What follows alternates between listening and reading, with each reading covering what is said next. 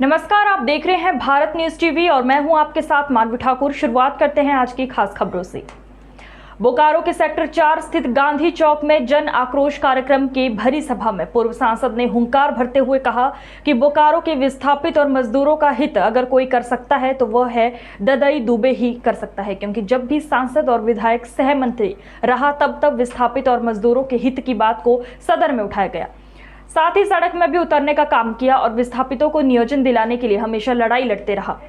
उन्होंने कहा कि यही कारण था कि कुछ विस्थापितों को बोकारो स्टील प्लांट में नियोजन मिला। उन्होंने मीडिया से बात करते हुए कहा कि कई संगठन आज कुकुरमुत्ता की तरह उग आए हैं जो विस्थापित हित की बात करते हैं और लाखों रुपए विस्थापितों से ठग कर अपना हित साध रहे हैं। ऐसे संगठनों से सावधान रहने की जरूरत है, क्योंकि जब आंदोलन होता है त्रिपक्षीय वार्ता होती है, लेकिन वार्ता आखिर सिफर क्यों रहता है, इसको जानना जरूरी होगा। उन्होंने कहा कि वह जब भी त्रिपक्षीय वार्ता में रहे आंदोलन को अंजाम तक पहुंचाए हैं और नियोजन मिला है। उन्होंने कहा कि जब भी त्रिपक्षीय वार्ता होगी और उसमें ददई दुबे रहा तो मैं जरूर सकारात्मक वार्ता के जरिए विस्थापितों को उसका हक दिलाने का काम करूंगा। आज ये जन आक्रोश रैली जिला इंटक के अध्यक्ष द्वारा बुलाई गई है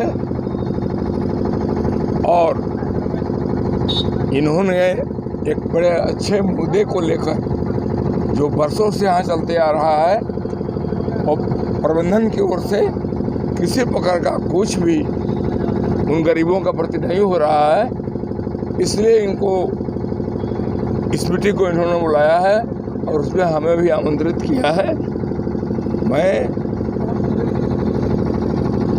जन आक्रोश रैली जो है ये विस्थापितों के लिए है जो बेरोजगार हैं, अपनी सारी संपत्ति प्रबंधन को देकर, बोकारो स्टील प्लांट को देकर और आज रोड पर मारे चल रहे हैं पढ़े लिखे लड़के, ये सब के सब भूखे मर रहे हैं। वैसी स्थिति में मीटिंग बुलाई गई है।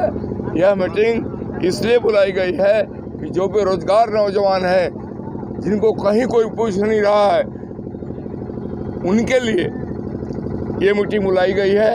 यह मीटिंग से बुलाने से कम सब लोगों के बीच में ये बात आ जाएगी कि अब इंटक के राष्ट्रीय अध्यक्ष चंद्रशेखर दुबे को बुलाया गया है और उन्होंने इस बात की घोषणा की है विस्थापित एक हो।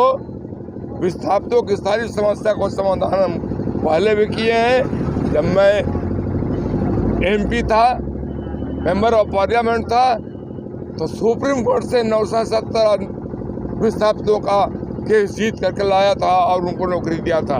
और आज भी मैं दावे के साथ कह रहा हूं कि सारे विस्थापित एक हों और चलें मेरे साथ। मैं अपने जब तक हमारे शरीर में प्राण रहेगा मैं उनके लड़ाई लड़ता रहूँगा और उनको हर तरह का सुविधा बोकारो स्टील प्लांट देना पड़ेगा, क्योंकि सारी संपत्ति बोकारो स्टील प्लांट ने ले ली।